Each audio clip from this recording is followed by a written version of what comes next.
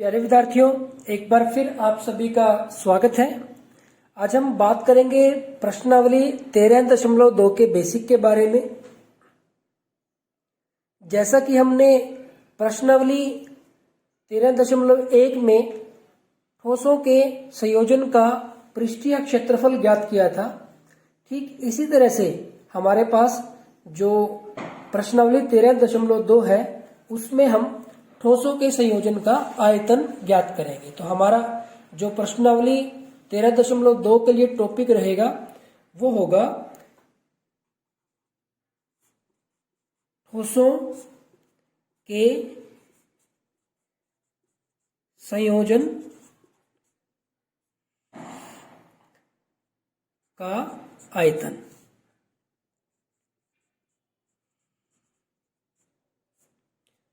तो प्यारे बच्चों, हम प्रश्नावली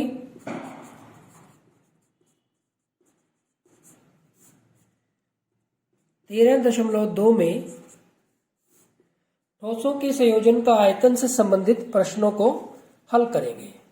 तो जैसे प्रश्नावली 13.1 में हमने ठोसों के संयोजन का पृष्ठीय क्षेत्रफल निकाला था, ठीक उसी तरह से हमारे पास यहाँ पे हम ठोसों के संयोजन का आयतन ज्ञात करेंगे।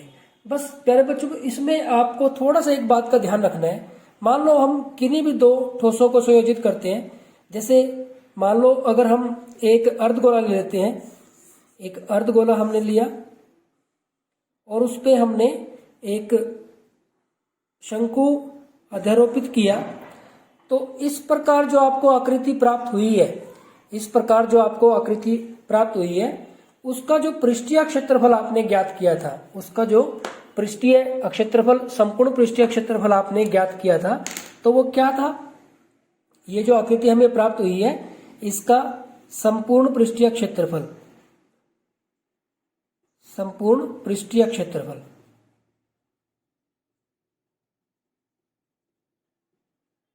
ये हमारे पास क्या किया था? हमने निकाला था कि जो इसमें शंक्वाकार भाग है, यानी कि हमने शंकु का वक्र पृष्ठीय क्षेत्रफल या शंक्वाकार भाग का वक्र पृष्ठीय क्षेत्रफल प्लस अर्धगोले का वक्र पृष्ठीय क्षेत्रफल,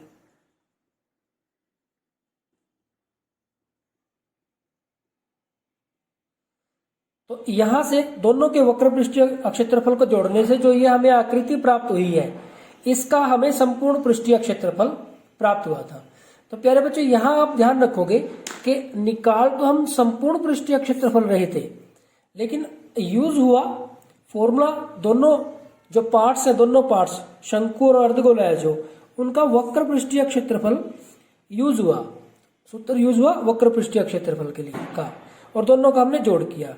क्योंकि जब हम दो आकृतियों का संयोजन करते हैं तो उनके संयोजन से जो नई आकृति प्राप्त हुई, अब आप देखेंगे इस गोले में, गोले का जो ये था अर्धगोले का जो ये वृत्तीय भाग था, और जो ये शंकु था, इसका जो आधार था, जब नई आकृति प्राप्त हुई तो ये गायब हो गया, ये नहीं रहा।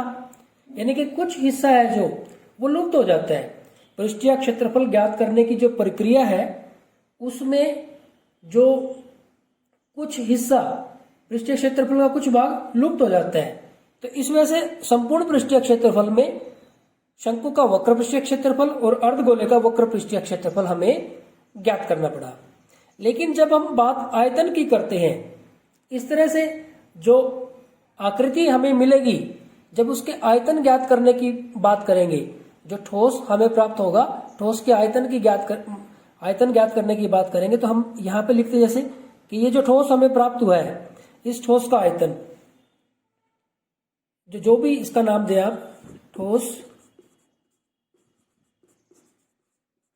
आकृति का आयतन, ये किसके बराबर होगा? इसमें जो शंक्वाकार भाग है उसका आयतन प्लस जो अर्धगोला है उसका आयतन। तो आप लिख सकते हैं कि ये बराबर होगा कि शंकु का आयतन प्लस अर्धगोले का आयतन। तो प्यारे बच्चों यहां से तो ये हमारे पास जो प्रश्नावली होगी वो और भी ज्यादा आसान होगी, क्योंकि इसमें तो हमें सोचना ही नहीं है, क्योंकि संपूर्ण पृष्ठीय क्षेत्रफल के बारे में तो हमें सोचना पड़ता है, क्योंकि उसमें कुछ भाग जब हम ठोसों का संयोजन करते हैं तो उसमें कुछ भाग है जो विलुप्त हो जाता है, गायब हो जाता है, क्योंकि जब उनको संयोजित करेंगे तो कुछ भाग उसमें से हमें नहीं दिखेगा, विलुप्त हो जाएगा। लेकिन जब ठोस आकृतियों का संयोजन करते हैं और उनका आयतन ज्ञात करते हैं तो आयतन में ऐसा नहीं है, उसमें जो पार्ट्स है, जो पार्ट्स फिगर्स है, जैसे एक हमारे पास शंकु है और एक अर्धगोल है, तो पूरी ठोस आकृति का जो आयतन होगा उसमें जितनी भी आकृति है उनके आयतन के योग के बराबर होगा, यानी कि चाहे उसमें 2 आकृति है चाहे उसमें 3 आकृति है, उनके योग के बराबर होगा। तो जैसे इस आकृति की बात करें तो हम तो इस ठोस का जो आयतन होगा, इसमें जो शंकु वाला भाग है उसका आयतन प्लस जो अर्धगोले वाला भाग है उसका आयतन उसके बराबर होगा। ठीक इसी तरह से जैसे हम अगर एक कैप्सूल की बात करें, जैसे हमारे पास प्रश्नावली हमारे पास 13.1 में भी आया था कि हमारे पास एक कैप्सूल है, तो यहां से इसके अगर हम आयतन की बात करेंगे तो इसके बीच का ये जो भाग है वो हमारे पास क्या था, बेलन, और जो दोनों सिरे हैं वहां पे अर्धगोले हैं, यहाँ पे भी ये सिरा भी इसका और ये सिरा भी इसका, तो ये दोनों सिरे क्या है हमारे पास अर्धगोले हैं। तो ये जो आकृति है इसका आयतन क्या होगा, बेलन का आयतन प्लस इस वाले सिरे का आयतन प्लस इस वाले सिरे का आयतन। तो यहां से बिल्कुल सिंपल कॉन्सेप्ट है प्यारे बच्चों। जो भी आपको आकृति दी हुई है, जो आकृति है हमारे पास, उसमें जितने भी भाग है, जिस प्रकार के भाग से वो बनी है, जिस ठोस से वो बनी है, उसका आयतन हम ज्ञात करके उनको जोड़ देंगे तो हमारे पास ठोस के संयोजन से जो नई आकृति बनी है उसका आयतन हमें प्राप्त हो जाएगा। तो ये आपको बस ध्यान रखना है। तो प्यारे बच्चों अगर हम क्वेश्चन की बात करते हैं तो डायरेक्ट प्रश्नावली पे चलते हैं, तो कुछ भी विशेष नहीं है। देखते हैं प्रश्नावली 13.2 का क्वेश्चन नंबर 1, और क्वेश्चन नंबर 1 की अगर हम बात करें, क्वेश्चन नंबर 1 देखो यहाँ पे बेसिक बहुत कम दिया हुआ है, क्योंकि नई कुछ भी बात नहीं है, सीधे ही प्रश्नावली पे चले गए हैं। तो यहाँ पे प्रश्नावली 13.2 में अगर क्वेश्चन नंबर 1 की हम बात करें तो इसमें कहा गया है कि एक ठोस एक अर्धगोले पर खड़े एक शंकु के आकार का है। एक ठोस एक अर्धगोले पर खड़े एक शंकु के आकार का है।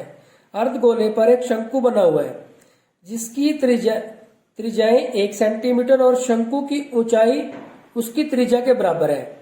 दोनों की त्रिज्याएं कितनी है, 1 सेंटीमीटर है, यानी कि जो अर्धगोला है उसकी त्रिज्या और शंकु के आधार की त्रिज्या 1 सेंटीमीटर है, और शंकु की ऊंचाई उसकी त्रिज्या के बराबर है, तो शंकु की ऊंचाई भी उसकी त्रिज्या के बराबर है।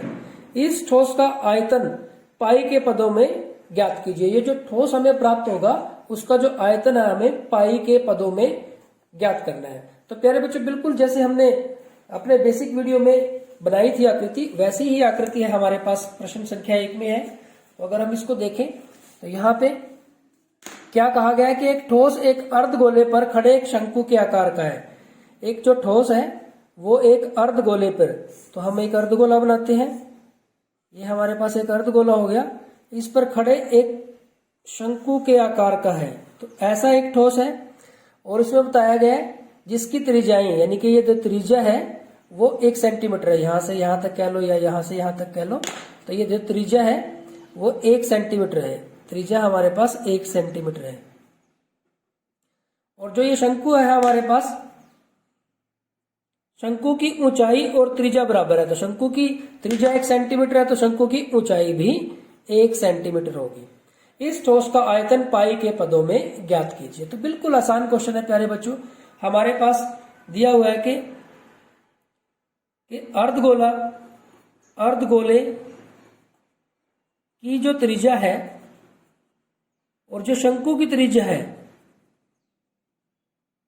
शंकु की त्रिज्या ये दोनों ही बराबर हैं।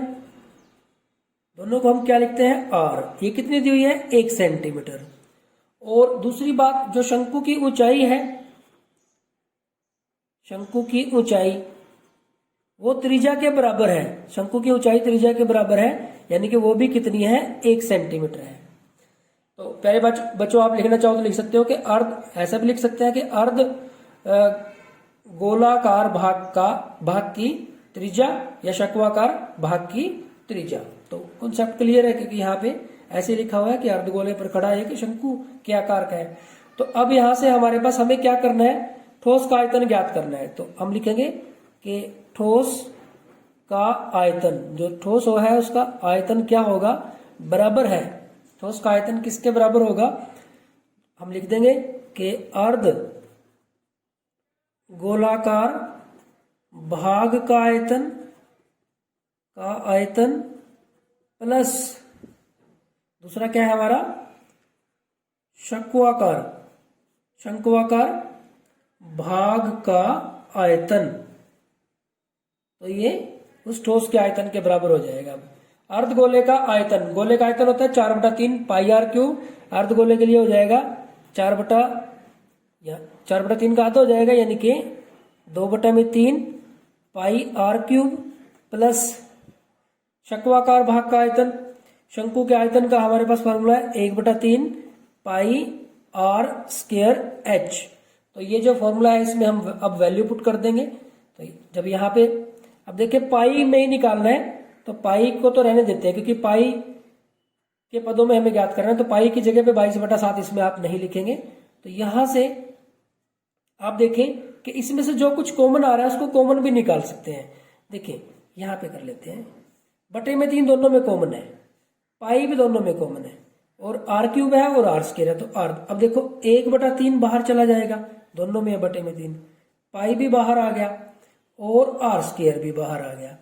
अंदर यहां तो बचा 2 बचा, 1/3 तो बाहर चला गया, पाई भी बाहर चला गया, आर स्क्वायर बाहर चला गया, तो आर रह गया, प्लस 1/3 बाहर चला गया, पाई आर स्क्वायर बाहर चला गया, तो यहाँ पे एच रह गया। तो ये 1/3 पाई आर स्क्वायर, आर का मान है हमारे पास 1, तो 1 गुना में 1, और अंदर लिखेंगे 2 गुना में 1, आर का मान 1 है, और प्लस एच, एच भी हमारे पास 1 है। तो 1/3 पाई गुना में 1 गुना में 1 गुना में 2 एकम 2, 2 और 1 3 हो जाएगा हमारे पास। तो ये 3 भी इसके साथ कैंसिल हो जाएगा, तो हमारे पास आ जाएगा पाई, आंसर आ गया। तो आयतन निकाल रहे हैं हम, तो यहाँ पे सेंटीमीटर क्यूब लिखेंगे या फिर क्यूबिक सेंटीमीटर। तो प्यारे बच्चों ये हमारे पास इसका आंसर आ जाएगा। तो बहुत ही ज्यादा इंटरेस्टिंग और बहुत ज्यादा सिंपल क्वेश्चन है एक्सरसाइज 13.2 के। बहुत मजा आएगा आपको क्वेश्चन करते हुए। तो यहाँ पे हमारे पास जो फर्स्ट क्वेश्चन है वो कंप्लीट हो जाता है। Thank you very much.